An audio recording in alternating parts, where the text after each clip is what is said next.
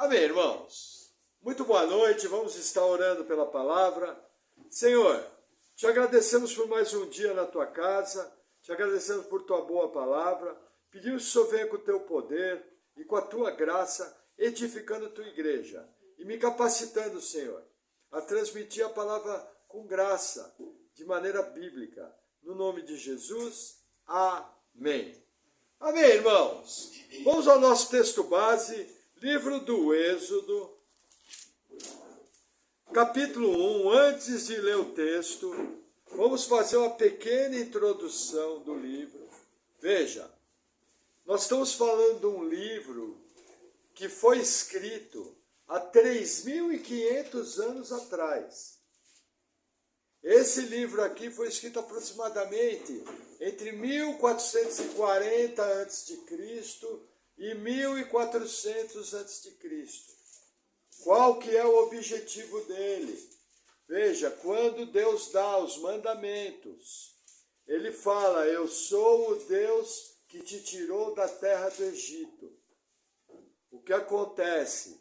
Em Gênesis capítulo 15, Deus fala para Abraão: a tua posteridade vai ser peregrina e vai ser escrava por 400 anos. Esse texto está em Gênesis 15, versículos 13 e 14. E aí o que acontece? José vai para o Egito, ele é vendido como escravo, ele se torna o maior do reino após Faraó, ele casa-se, tem 2 filhos, e aí vem grande fome. Após aquela fome, nós temos o desenrolar dos capítulos finais do Gênesis. Todo o povo de Israel desce para o Egito. O que vai acontecer ali?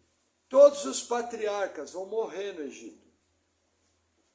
Todos eles. Mas José, curiosamente, fala o seguinte: olha, embalsame o meu corpo, e quando o povo for ser tirado daqui, eu quero ser levado junto. Então José, de maneira profética, inspirado naquilo que deve ter sido ensinado para ele, veja, Abraão deve ter ensinado a Isaac, porque nós não tínhamos Bíblia escrita. A Bíblia começou a ser escrita com Moisés. Então José não tinha uma página da Bíblia escrita. A história de Deus que tinha chegado até ali era apenas verbal. Então o que se imagina? Abraão contou para Isaac: olha, Deus vai me dar uma grande descendência, essa descendência vai vir de você. Só que ela vai ser escrava por 400 anos. Aí Isaac deve ter contado para os seus filhos, e os seus filhos contado, Jacó deve ter contado para os filhos dele. E aconteceu, cumpriu. Como que eu sei a data do Êxodo? No livro de 1 Samuel, quando o templo é construído e inaugurado, o livro fala o seguinte: no ano 4º do governo de Salomão, 480 anos depois do Êxodo, Salomão começa a construir o templo. Salomão começou a reinar, a data histórica é 965. Com 4 anos, dá 961.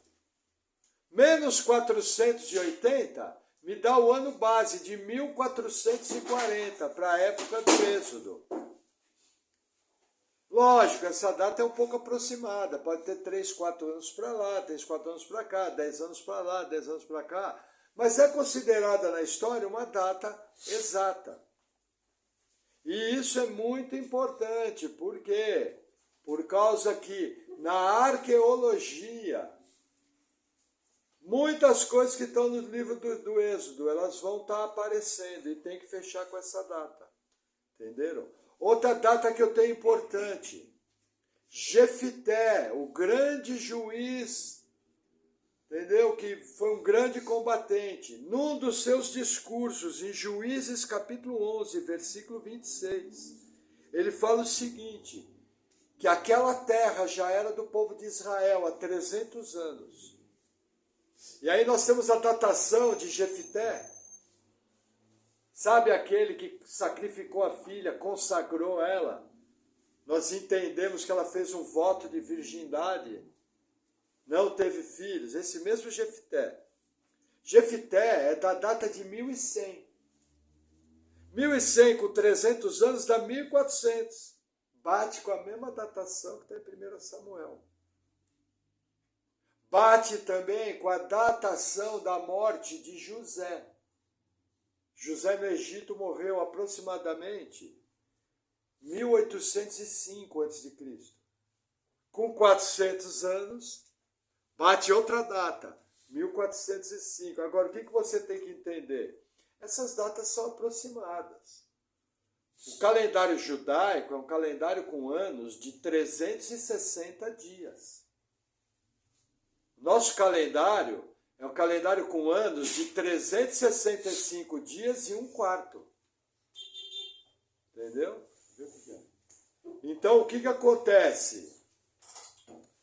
São datas que podem mover um pouquinho para lá, um pouquinho para cá. Mas eu tenho segurança de saber a época que eu estou falando.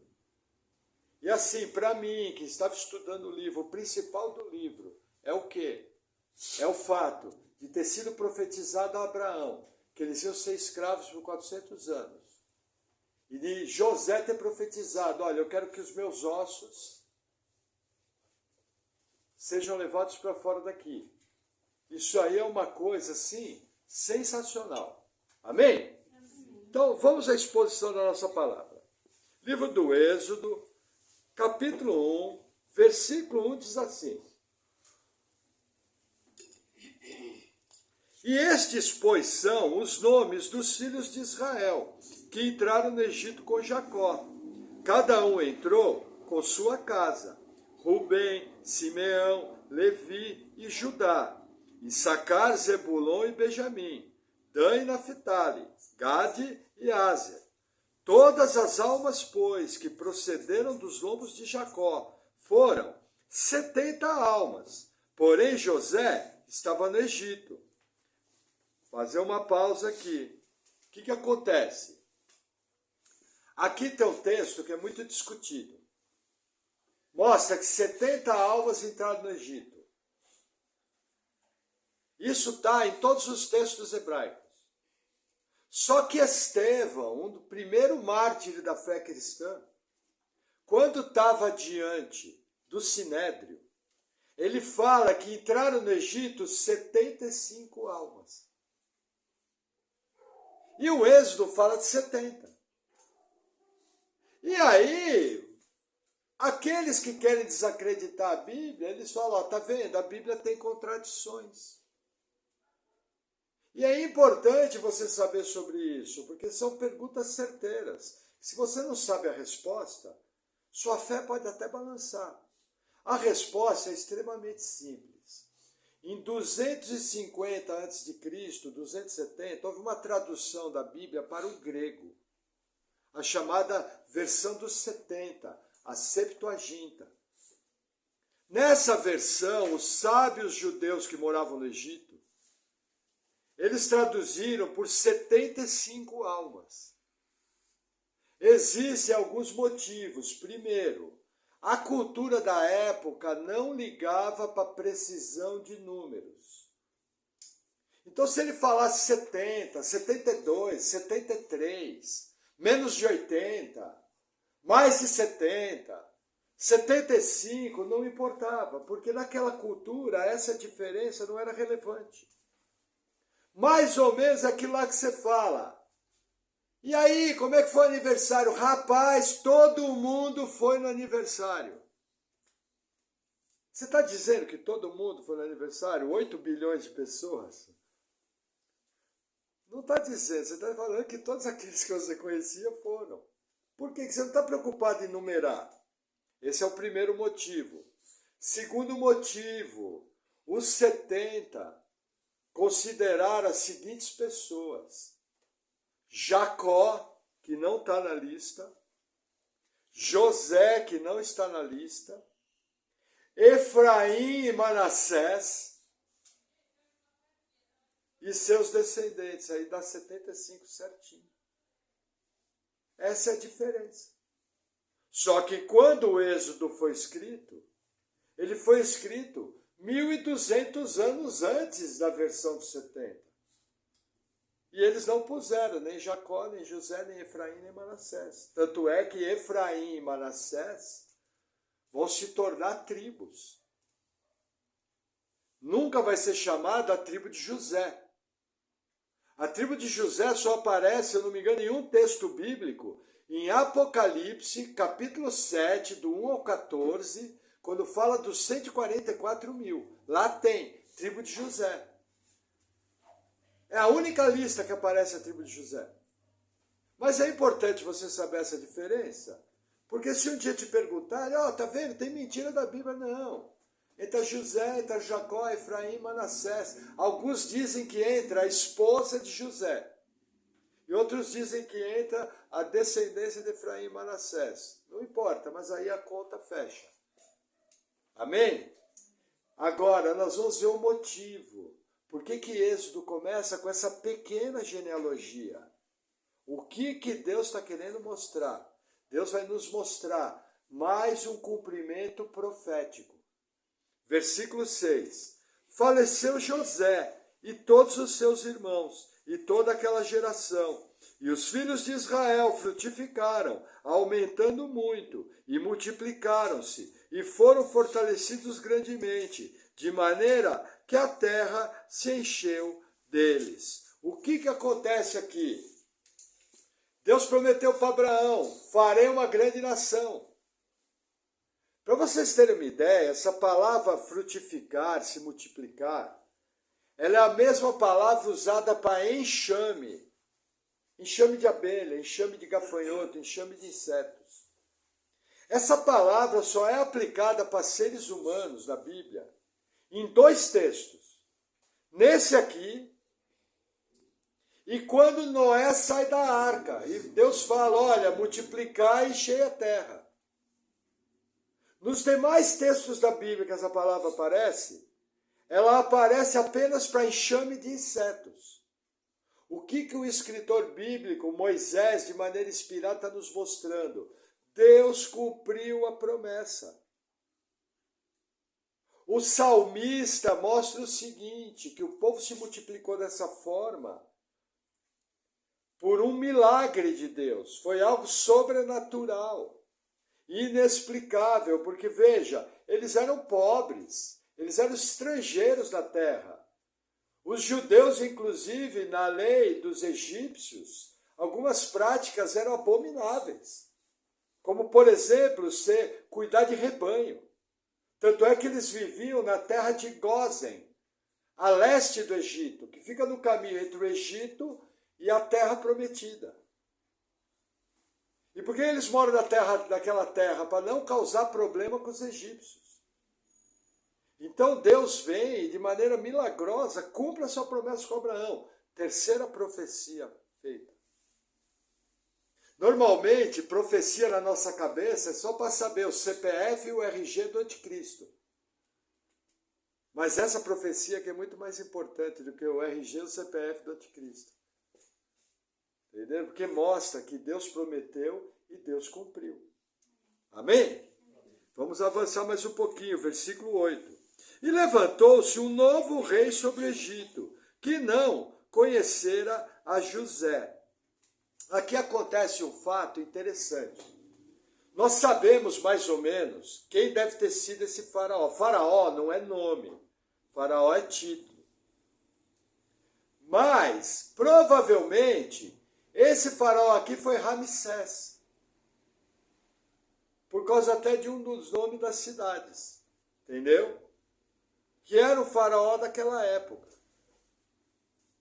Mas o que se pergunta é o seguinte, como que levantou um faraó que não lembrou do que José fez pela terra do Egito? Porque entendam, o que José fez transformou o Egito numa potência maior ainda.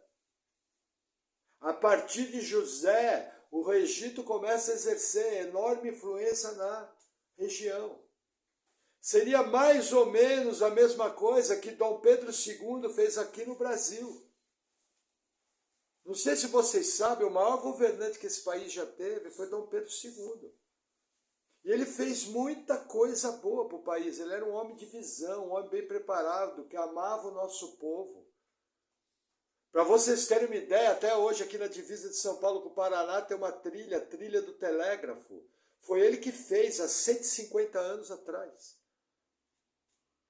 Então existem governantes que eles marcam época. José é esse caso. E aí o que acontece? A Bíblia fala que esse faraó esqueceu o que José tinha feito. Aí você pergunta, mas como que esqueceu? Ele fez o Egito rico.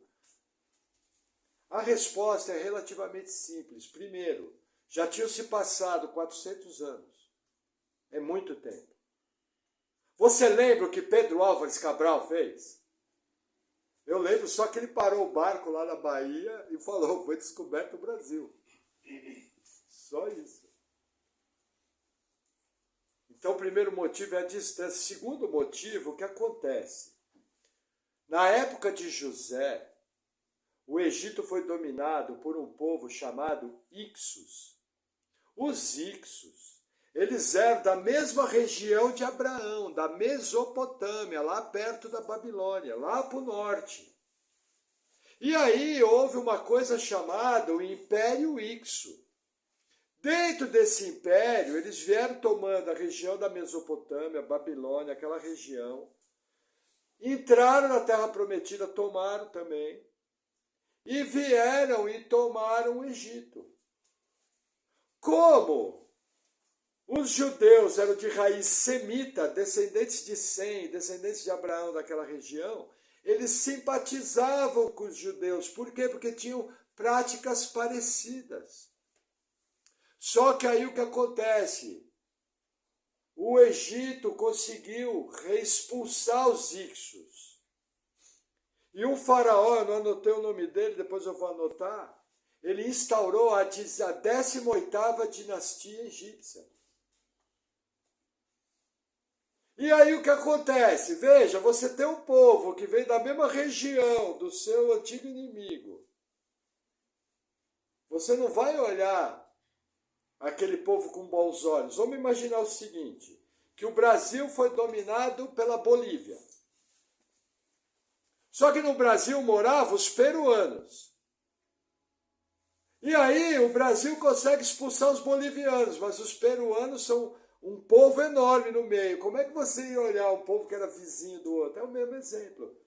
Mesma coisa seria com Argentina e Uruguai, dois povos irmãos. É o que está acontecendo aqui. E esse faraó vai começar a oprimir o povo. O salmista dá uma informação que ele passou a oprimir o povo porque Deus mudou o coração dos egípcios. Essa informação também está nos Salmos.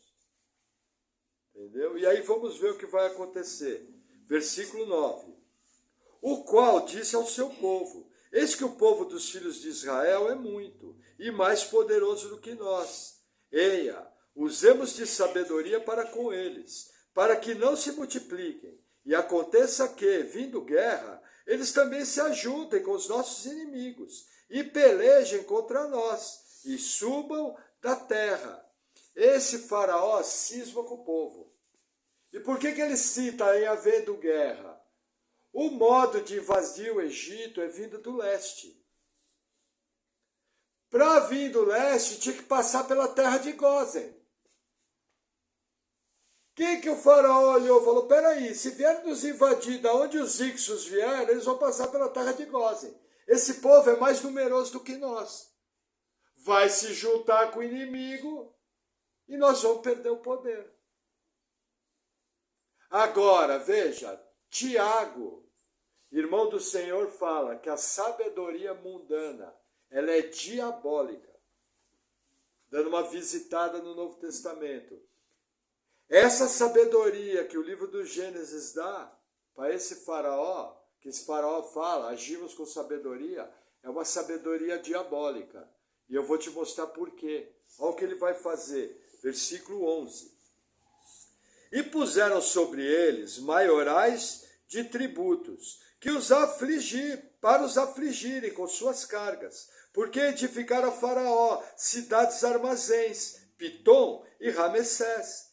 Mas quanto mais os afligiam, tanto mais se multiplicavam, e tanto mais cresciam, de maneira que se enfadavam por causa dos filhos de Israel, e os egípcios faziam servir os filhos de Israel com dureza, assim que lhes fizeram amargar a vida com dura servidão, em barro e em tijolos, e com todo o trabalho do campo, com todo o seu serviço, em que os obrigavam com dureza. Qual foi a ideia de Faraó? Vamos transformar os israelitas em escravos. Eles não eram escravos.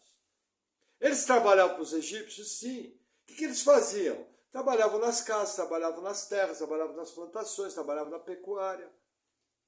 Mas era um trabalho normal. Só que aqui o que acontece? Eles são transformados em escravos. Por quê? Porque quem detém as armas detém o outro povo. E quem tinha o poder militar aqui era o governo egípcio. Isso sempre se repete na história humana. E aí o que acontece? Eles começam a fabricar tijolos. E aí você pergunta, por que eles fabricam tijolos? Existem alguns estudos da arqueologia sobre isso. Olha que interessante. Pedra no Egito só tem no sul do país. Lá perto de uma cidade que eu já falei para vocês, a cidade de Elefantina, que era considerada até o tipo de capital do sul, que ficava a 800 quilômetros. Para vocês terem uma ideia, os assírios cumpriram uma profecia bíblica, que eu ensinei aqui nas exposições, eles, para tomar Elefantina, foi uma campanha militar enorme. Só que quando você vai para o norte do Egito, aonde aqui está acontecendo a história, você nota que os únicos prédios que usam pedras são os prédios governamentais e os prédios religiosos. Isso quer dizer que essas pedras foram trazidas do sul para o norte. Como que elas foram trazidas? Provavelmente por barcos, usando o rio Nilo, que é um rio navegável. Para vocês terem uma ideia, um dos poucos rios do mundo que se compara ao Amazonas, o rio Nilo, é o maior rio do mundo em extensão. O rio Amazonas tem quase a extensão do rio Nilo, mas é um pouquinho menor, por causa daquela divisão, Solimões e Rio Negro. Mas o Amazonas é o maior rio do mundo em volume de água. Então o rio Nilo era tranquilo para navegar. Agora, para construir os outros prédios, o que eles faziam? Eles usavam uma tecnologia da época. Nas areias do deserto haviam minas de argila. Eles misturavam essa argila com palha e cozinhavam para dar dureza, que nem a telha da sua casa. Você já viu o tamanho das pedras que bate na telha da sua casa e não quebra? Porque é argila aquilo. Mesma tecnologia. E aí o que acontece? Eles usavam essas pedras.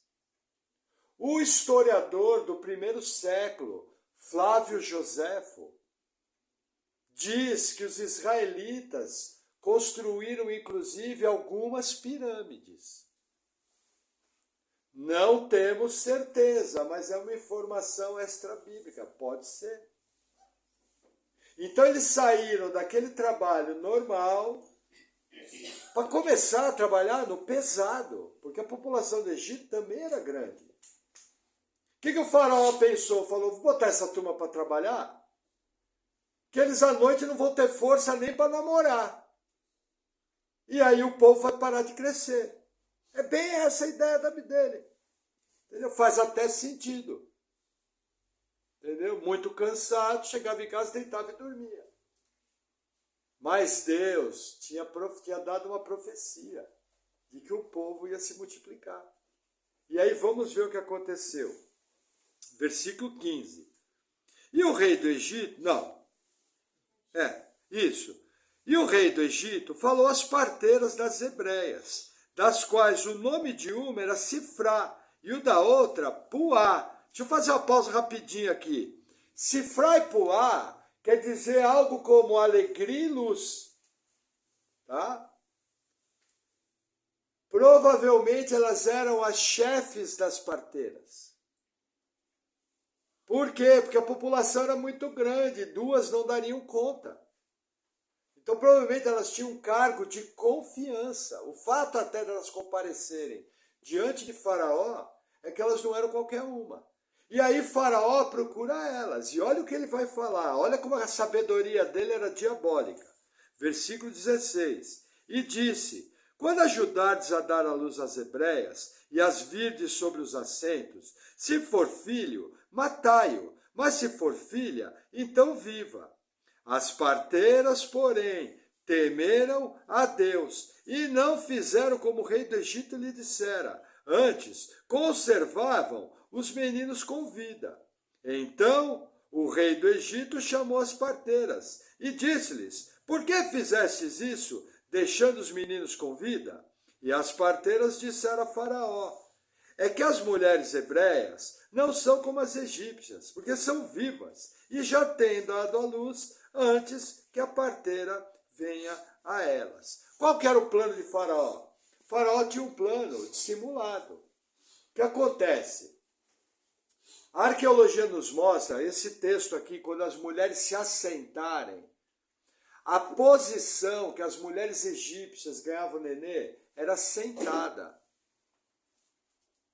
num lugar apropriado para isso. Então o que acontece? A ideia qual que era? Quando a criança começava a nascer, em milésimos de segundo já dava para ver o sexo da criança. A ideia provavelmente é que elas fossem enforcadas com o cordão umbilical. E parecesse um acidente. Só que veja que interessante, irmãos. O povo de Israel estava há 400 anos sem uma visitação de Deus.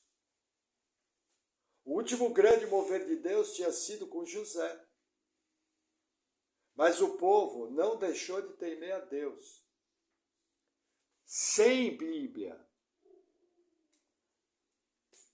sem templo, sem sinagoga, sem igreja. E a Bíblia fala que essas mulheres temeram a Deus. Aí você vai falar, mas pastor, elas mentiram. Irmãos, lembra que existe um princípio, o princípio de preservação da vida é superior a esse princípio de falar a verdade sempre. Lógico, você não vai sair mentindo à torta e à direita. Mas se para proteger a vida de alguém, você precisar mentir, você vai fazer. Por exemplo, aquele exemplo que eu falo. 2 bandidos estão brigando, um entra ferido na sua casa. Aí o outro vem atrás com a arma e pergunta: você viu fulano? Você vai responder: eu sou crente evangélico, ele entrou por aqui? Não, você vai falar: passou correndo. É isso que você vai fazer. Entendeu? Por quê? Porque a Bíblia nos obriga a obedecer à lei dos homens.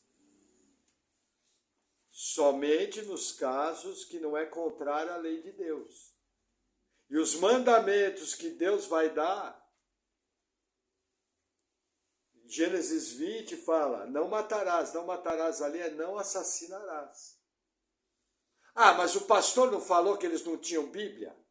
Sim, mas quando Moisés saiu da arca, quando Noé saiu da arca, Gênesis 9, Deus falou para Noé: olha, eu vou requerer a vida do homem, de todo animal e de todo homem. Então eles sabiam, um contando para o outro, que não podia matar. Então já as verdades de Deus eram passadas de geração em geração. Então as parteiras aqui agiram corretamente. Só que o que eu quero mostrar para vocês é a astúcia. Por exemplo, na Segunda Guerra Mundial, os nazistas mentiram para o povo alemão. e mentiram para o povo judeu. E eles falavam que ia dar um tratamento, que ia fazer uma coisa diferente. Eles falavam que os judeus estavam sendo enviados para campos de reabilitação. E estavam sendo exterminados. É o que Faraó está fazendo aqui. Entendeu? Lembra da promessa do Gênesis? O descendente da mulher esmagará a cabeça da serpente? Vamos fazer uma conta? Abraão tinha uma promessa, de ti virá o descendente. Raciocínio do diabo, se não tiver homens, o povo judeu acaba. Se o povo judeu acabar, o descendente da mulher não vem. Se o descendente da mulher não vem, a cabeça da serpente não será esmagada. Simples assim. Na Bíblia, nós vemos 3 histórias marcantes como essa. Primeiro, a tradição judaica conta que na época de Nimrod, ele foi um caçador diante de Deus, de oposição a Deus. E diz que ele visitava as vilas, de onde ele chegava, ele matava todos os meninos. A tradição conta, isso é um livro histórico, de que na verdade ele estava tentando matar o descendente. Que depois a gente vai saber que é Abraão. E foi exatamente naquela região que Abraão nasceu, Ur dos Caldeus, que Nimrod mais atuou. Olha que interessante. Segundo texto que cita isso, aqui Êxodo 1. Terceiro texto que cita isso, nascimento de Jesus, nós estudamos em Lucas. Belém e Efratá, Raquel chora por seus filhos. O que Herodes estava querendo? Matar o Messias, o rei dos judeus. Então, irmãos, entenda, toda prática que envolve infanticídio é uma prática abominável, diabólica. Hoje em dia, como acontece infanticídio? Aborto. E o que é pior, tem cristão que acha que pode abortar. E aí eu estava ouvindo um estudo do Augusto Nicodemos, inclusive sobre esse texto. Você pode entrar lá, muito boa a exposição dele. Êxodo 1, digita lá Êxodo 1, Augusto Nicodemos, ó, filé. Aí o que acontece? Ele comenta o seguinte, que nos dias de hoje, os que defendem o aborto querem falar, poxa, você não acha que uma mulher que está correndo risco de vida pode abortar? Você não acha que uma criança que não tem cérebro, anencéfalo, a mãe pode abortar? Você não acha que em caso de estupro a mãe pode abortar? Então eles vêm e falam isso, mas irmãos, isso aí já está na lei. Eles falam isso por quê? Porque eles querem quebrar a barreira. Eles querem te convencer. Nós somos a favor da vida. Entendeu? Eu já vi caso no YouTube da criança que era para ser condenada, porque tinha um problema, poderia a mãe fazer o aborto. A criança nasceu. E quando eu tinha visto aquele vídeo, a criança já tinha uns 2 anos e meio já. E estava viva. E olha, relativamente, diante da seriedade, uma mulher é estuprada, manda a criança para adoção. Faz uma adoção orientada. Você não precisa cometer um homicídio. Entendeu? Porque, irmãos, aborto é uma crueldade. É você colocar uma criança numa gaiola e matar com uma lança. Não pode nem correr. Então, assim, cuidado com isso. Isso nos leva também a tomar cuidado com a política. Existem muitos políticos espalhados pelo mundo que defendem abertamente a pauta do aborto. Inclusive gente que se diz evangélica, que não é evangélica, porque pelo fruto conhecereis. Político evangélico. Não vale uma pinga que toma. E defende aborto. Entendeu? Então, assim, cuidado. Nossa expectativa está em Cristo, mas eu vivo uma vida inteligente e faço escolhas. E as minhas escolhas têm que ser bíblicas. Não são nem por A e nem por B. A e B é pessoal. Agora, minha escolha, o foco da minha escolha é a Bíblia. Amém? Vamos avançar. Versículo 20. Portanto, Deus fez bem as parteiras, e o povo se aumentou e se fortaleceu muito. E aconteceu que, como as parteiras temeram a Deus, ele estabeleceu-lhes casa. Então ordenou Faraó a todo o seu povo, dizendo: a todos os filhos que nascerem, lançais no rio, mas a todas as filhas guardareis com vida. O que acontece? Primeiro, a Bíblia não cita o nome de Faraó, o homem mais importante da época, e cita o nome das parteiras. Isso é uma honra dada por Deus. Segundo, Faraó parte para o assassinato aberto e manda jogar as crianças no rio. Veja que interessante, gente. Muita gente não percebe isso. Isso aqui é uma das formas mais puras que tem de satanismo, de sacrifícios humanos. Por quê? No culto egípcio, alguns deuses, a oferenda, qual que era? Oferecer animais afogados no rio Nilo. Então, provavelmente, aqui estava envolvido um culto a alguma divindade. Sacrifícios humanos, satanismo, que a gente vê relatado na Bíblia. Lá no livro de Josué, eles faziam isso, nos outros livros da Bíblia. Mas Faraó parte para o homicídio aberto. Amém? Vamos lá, capítulo 2. E foi um homem da casa de Levi, e casou-se com uma filha de Levi. E a mulher concebeu, e deu à luz um filho. E vendo que ele era formoso, escondeu-o por 3 meses. O que acontece? O povo ia lá, raptava as crianças e matava afogado. Aconteceu. Ah, pastor, como é que você sabe que aconteceu? Porque se não tivesse acontecido, eles não iam esconder a criança. Você imagina a dificuldade de esconder uma criança pequena por 3 meses? Naquelas casinhas pequenas, morando um do lado do outro. Só que a Bíblia fala que é o nascimento de Moisés, que ele era extremamente formoso. Um menino muito bonito. Os pais deles eram da tribo de Levi, que foi a tribo sacerdotal da lei mosaica. Sacerdócio dos levitas. Vem daqui.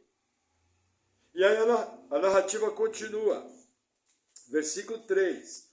Não podendo, porém, mais escondê-lo, tomou uma arca de juncos e a revestiu com barro e betume, e pondo nela o menino, a pôs nos juncos, à margem do rio.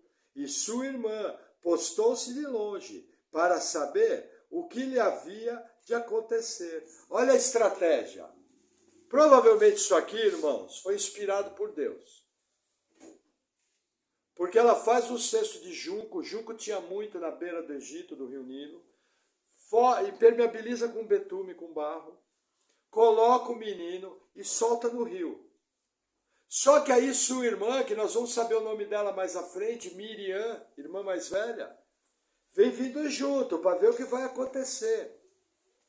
Irmãos, isso aqui só tem uma explicação. Estratégia dada por Deus. Por quê? Como que você vai colocar um nenê judeu no rio que estão matando os nenês? Fosse você, não ia fugir para as montanhas, não ia fugir para o deserto, não ia para algum lugar?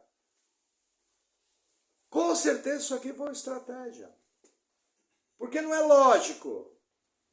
Estão matando os meninos no rio, aí você pega o menino e põe no rio.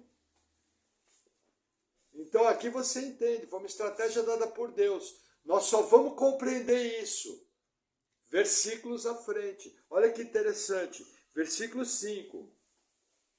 E a filha de Faraó desceu a lavar-se no rio, e as suas donzelas passeavam pela margem do rio. E ela viu a arca no meio dos juncos, e enviou a sua criada, que a tomou.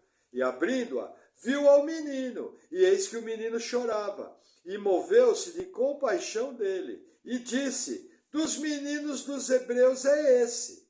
Então disse sua irmã, a filha de Faraó: irei chamar uma ama das hebreias, que crie esse menino para ti. E a filha de Faraó disse-lhe: vai. Foi, pois, a moça, e chamou a mãe do menino. Qual é a cena aqui? era normal as mulheres da nobreza se banharem no rio Nilo, em praias apropriadas para aquilo. Ela foi com as suas donzelas. Quando chegou lá, viram o cesto. Ela viu o cesto, viu o menino. Como que ela soube que ele era hebreu? Porque ele era circuncidado. No 8º dia, ela olhou a genital dele, ele era circuncidado. E aí, olha que interessante, Miriam entra na história e dá uma ideia. Irmãos, eu pergunto uma coisa, madame, hoje em dia, quer ter trabalho? Criar filho dos outros. Irmãos, não tinha leitinho, não tinha leite moça, tinha que trocar fralda, não tinha fralda descartável. Vocês acham que a madame, filha de Faraó, ia querer cuidar da criança?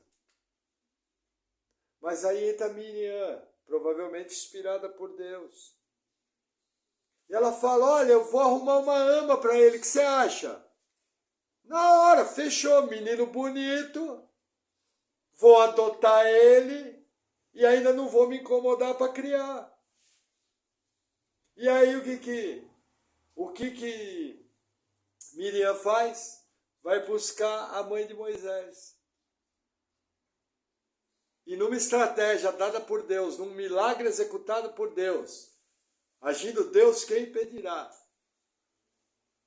A sua mãe consegue criar os meninos debaixo do nariz de Faraó. Entendeu? A Bíblia não diz que pararam de matar as crianças. Provavelmente continuou. Por quê? Porque Deus é especialista. Ele assim o faz. E aí, para terminar a passagem, versículo 9, então lhe disse a filha de Faraó, leva esse menino e cria-mo, e eu te darei teu salário. E a mulher tomou o menino e criou-o. E quando o menino já era grande, ela o trouxe à filha de Faraó, a qual o adotou, e chamou o seu nome Moisés, e disse, porque das águas o tenho tirado. O que aconteceu aqui? Ele foi criado provavelmente até a adolescência por sua mãe. Aí o que acontece? A arqueologia nos mostra que haviam escolas para os filhos dos nobres. E não era apenas Moisés, que era chamado de filho da filha de Faraó. Havia outros jovens que eram educados de maneira especial e eram chamados de filhos de Faraó. Então a mãe de Moisés cuidou dele até a adolescência, e aí ele foi levado para uma dessas casas, um pequeno palácio, no qual ele foi educado. Foi educado para quê? Entre outras coisas, fazia parte da edificação de talvez o maior homem do Antigo Testamento. Uma mente acima de todas elas. Moisés realmente tem que ser tratado como talvez o maior homem. Entendeu? E aqui vão se passar os primeiros 40 anos da vida de Moisés. Na quarta-feira que vem nós vamos ver o que vai acontecer. E aqui você vê o quê? Deus agindo, Deus cumprindo a promessa. Deus decreta, o decreto vira profecia, e a providência de Deus cumpre. O que eu vejo com isso? Irmãos, num ambiente caótico, um governo anticristão, o povo, anticristão não, antipovo de Deus, vou colocar melhor, um povo oprimido. E a Bíblia nos fala que nada disso foi barreira. Irmãos, na história do povo de Deus, na história da igreja, a perseguição nunca conseguiu deter o crescimento do povo de Deus. Durante a perseguição, alguns cedem e se afastam. A história conta que na perseguição romana tiveram inclusive bispos, presbítero como eu, que negaram Jesus por causa da perseguição. E que depois, quando virou religião oficial, eles voltaram atrás. Entendeu? Então, assim, perseguição, ela traz duas coisas. Primeiro, desvio da fé. Mas para aqueles que permanecem, ela traz uma intimidade. Ela traz uma forma de agir, uma maneira de ser, que só pode ser produzida pelo que nós chamamos de teologia do sofrimento. Quando você sofre, quando você tem problema, quando você tem dificuldade, você tem que depender de Deus. Quando a crise vem, você tem que depender de Deus. Histórias como essa mostram que o que nós passamos hoje, que tem gente que reclama, irmãos, hoje não acontece nada com a nossa igreja. Nós vivemos plena liberdade. Tem uma igreja em cada esquina desse país. Nós pregamos da maneira que nós bem entendemos. Podemos expor toda a Bíblia. E muitas vezes nós não honramos a Deus da maneira que deveria. Aproveitando isso. A Bíblia nos ensina que esse ambiente vai passar. A Bíblia nos ensina que um dia nós vamos ser considerados fora da lei. Fora da lei num ponto, como foi os egípcios aqui. Por que eles tiveram que trabalhar como escravo? Não tinha comida. O Apocalipse nos ensina que nós não vamos poder nem comprar nem vender. Vamos ficar fora da sociedade. Qual que é o motivo? Você ser cristão, você não aceitar o sistema único Unicreto 666. Mas a Bíblia nos mostra que em meio à perseguição, tem gente que teme a Deus. Em meio à perseguição, Deus age. Em meio à perseguição, Deus dá livramento. E não é qualquer líder, qualquer pessoa que vai aparecer aí no mundo e vai derrubar a igreja do Senhor. Por quê? Porque as portas do inferno não prevalecerão contra ela. Amém? Vamos orar? Glória a Deus.